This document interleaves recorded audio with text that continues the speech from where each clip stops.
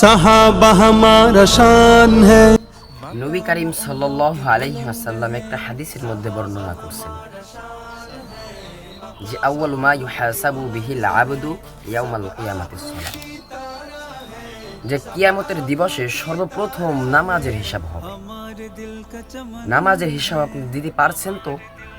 অন্য কোনো যে সমস্ত আমল আছে এই সমস্ত আমল আপনার কাছে একদম সহজ, পানির মতো সহজ হয়ে যাবে। এই জন্য আমরা নামাজ ছাড়বো না কখনোই।